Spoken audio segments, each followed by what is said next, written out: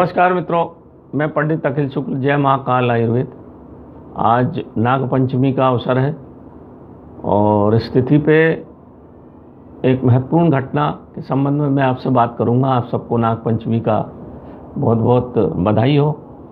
आपको जैसा पता है, नाग पंचमी के दिन उज्जैन में महाकाल मंदिर के ऊपर नाग चंद्रकेश्वर मंदिर है, जो सिर्फ साल में एक बार खुलता है और उसमें सुबह खुलता है, रात के 12 बजे बंद हो जाता है। दिन भर जो भी भक्तगण हैं वो दर्शन कर लेते हैं। ये मंदिर क्यों साल में एक बार खुलता है, क्या इसका महत्व है, इस संबंध में मैंने कई अच्छे जानकारों से भी चर्चा की, मगर वो कुछ मुझे सकारात्मक बात नहीं बता पाए।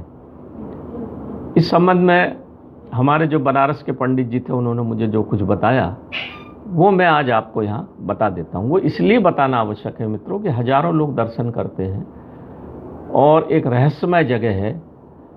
उस संस्कृति को, उस रहस्यमय जगह के बारे में यदि हम नहीं जान पाएंगे तो हम अधूरे रह जाएंगे। दर्शन तो सब कर लेते हैं, पर उस चीज़ को समझना चाहिए। इसी तरह हमारी धर्म संस्कृति धीरे धीरे भूलते चले गए हम, और बड़ी बड़ी महत्वपूर्ण घटना घटी है वहाँ। बहुत अतिशय महत्वपूर्ण घटना इस देश की वहाँ घटी है। उसके बारे में मैं थोड़ा प्रकाश डालूंगा, जो मेरे स्वयं विवेक से हमारे पंडित जी के बताए हुए मैं बताना चाहता हूँ। शायद आपको मेरी बात समझ में आ जाए। इसमें मैं किसी से कोई विवाद नहीं करना चाहता, पर जो मुझे ज्ञान है मैं बताऊंगा। आप इस चीज़ को देखेंगे तो आप भी समझेंगे। आप अपने विवेक से इसका निर्णय लें, क्या सही क्या गलत। मैं जो बता रहा हूँ उस पर भरोसा नहीं करें, आप खुद सोचें समझें। तो ये देखिए मित्रों, ये है उस नाग चंद्रकेश्वर बाबा का अंदर का स्वरूप।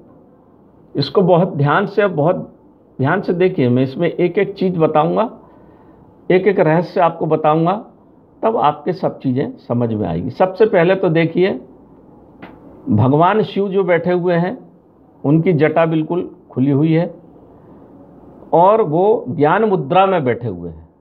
ये ज्ञान मुद्रा बोलते हैं इसको, बैठना। और उनके हाथ जो है माता पार्वती की तरफ ज्ञान मुद्रा में ज्ञान दे रहे हैं, और उनके जटा से ज्ञान का स्वरूप निकल के माता पार्वती की जटा भी खुली हुई देखिए, उसमें जा रहा है। और ये शिव, ये जो है शिष्य और गुरु, माता पार्वती का चेहरा देखिए बच्चे के जैसा, शिष्य के जैसा है, और भगवान भोलेनाथ गुरु की मुद्रा में बैठे हुए हैं। इनके चारों तरफ भगवान गणेश भी बड़े ध्यान से सुन रहे हैं, बजरंगबली भी ध्यान से सुन रहे हैं, कार्तिकेय भी ध्यान से सुन रहे हैं। उनका एक नीचे स्वरूप है बजरंगबली का। सब ध्यानमग्न है और बड़ी शांति की अवस्था में शेषनाग पर बैठे हुए हैं। शेषनाग मतलब बड़ी शांति की जगह मानी जाती है मित्रों। भगवान विष्णु भी क्षीर सागर में, समुद्र में लेटे हुए हैं, शेषनाग पर बैठे हुए हैं। और ये यहाँ पर एक अद्वितीय घटना घट रही है, उसका प्रतीक है। जो मैं बात करता हूँ ना कि शिव पार्वती संवाद, कोई भाषा तो थी नहीं पहले, ऐसे ही गुरु द्वारा शिष्य को दीक्षा दी जाती थी। देखिए ऊपर भगवान शिव की जटा देखिए पतली, जहाँ से ज्ञान निकल रहा है, और माता पार्वती ग्रहण कर रही है तो देखिए चौड़ी है, त्रिशूल के ऊपर से जा रही। त्रिशूल मतलब जो बड़ा वाला त्रिशूल का ऊंचा वाला भाग होता है वो हमारी मध्य की अवस्था होती, ज्ञान की अवस्था होती, उसमें से प्रवाहित होकर माता पार्वती ग्रहण कर रही हैं बच्चे के स्वरूप में, और भोलेनाथ दे रहे हैं। यह घटना क्या घटी मित्रों, यहाँ पर विज्ञान भैरव तंत्र की रचना हुई है। विज्ञान भैरव तंत्र की आज तक कोई भी भारतवर्ष में टीका सही नहीं लिख पाया। ये विज्ञान भैरव तंत्र बहुत बड़ी चीज़ थी मित्रों। हो सकता है ये आयुर्वेद का ज्ञान दिया हो सकता है पारद विज्ञान का ज्ञान दिया हो, पर मेरे विचार से ये विज्ञान भैरव तंत्र की रचना यहाँ भगवान भोलेनाथ की, क्योंकि अवंतिका जो है ज्ञान का केंद्र रहा है। अवंतिका ज्ञान का केंद्र, जहाँ भगवान श्री कृष्ण ने ज्ञान प्राप्त किया हो जाकर चिंतामणि आश्रम में, वो छोटी मोटी जगह नहीं थी। ऐसी जगह ज्ञान की कई चीज़ें हुई हैं मित्रों। उज्जैन एक ऐसी अद्वितीय जगह है जहाँ पर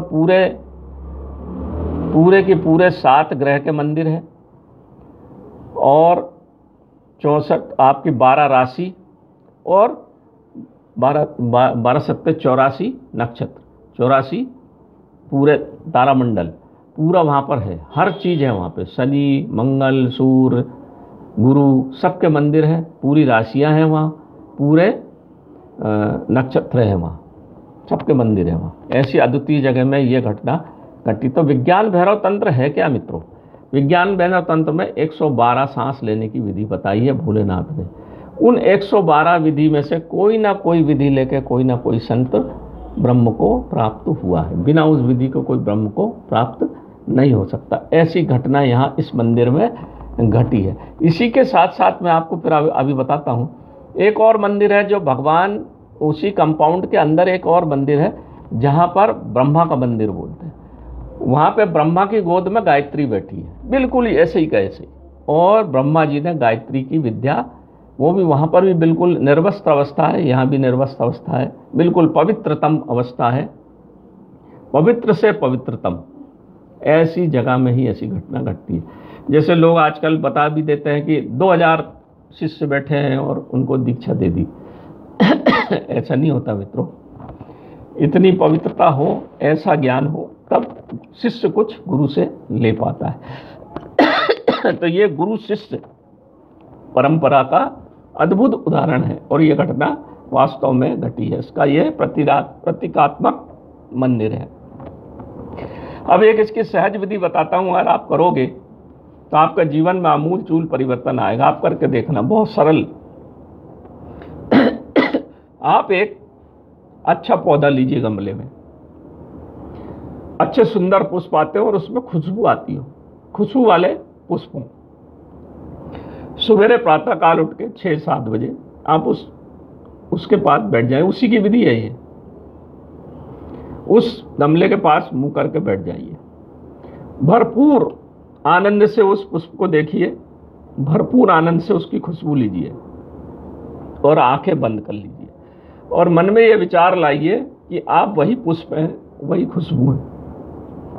ऐसा आप 10-25 बार करिए। जब आप करेंगे ऐसा, यदि आपने 3 माह कर लिया तो आपके जीवन में अमूल चूल परिवर्तन आएगा। आप बिल्कुल प्रेम भाव से उस पुष्प को देखना, देखते देखते आपको ऐसा लगेगा कि आप ही पुष्प हैं और पुष्प आप हैं। ऐसा भावना से आपको देखना है। जब आप इस भावना से उस पुष्प को देखेंगे और उसकी खुशबू को जब अंदर खींचेंगे, आपके जीवन में, मैं दावे से बोलता हूँ, 3 माह में इतना परिवर्तन आएगा। आपका दिमाग शांत हो जाएगा, आपको कोई रोग नहीं होगा। इतनी अपूर्व शांति से आप अनुभव करेंगे कि इतनी अपूर्व शांति से आप कभी अनुभव नहीं कर पाएंगे। आप जगह जगह घूमते हैं शांति के लिए, जंगलों में जाते हैं, हिमालय जाते हैं, ऋषिकेश जाते हैं, आपके घर में ही मन चंगा तो कठौती में गंगा। आप करके देखिए मित्रों, इतनी शांति मिलेगी आपको, मैं बता नहीं सकता। घर, और इस समय कोरोना काल में इसकी बहुत आवश्यकता भी है, इसलिए मैं आपको ये बात बता रहा हूँ। बढ़िया खुशबू वाला बहुत सुंदर पुष्प मिल जाएगा आपको, आराम से मिल जाते हैं गमले में, नर्सरी में ला के रखिए। एक आदमी ही एक उसके पास, गमले के पास बैठेगा, 2 नहीं बैठ सकते। 2 के लिए 2 गमले अलग अलग होना, नहीं तो विचारों का गड़बड़ हो सकती है। तो ये है मित्रों, ये सब कुछ हमारा भारतीय संस्कृति। इसको देखिए, समझिए। मेरा यहाँ आपसे इतना ही निवेदन है। मैं पंडित अखिल शुक्ल, जय महाकाल, आपको नमस्कार।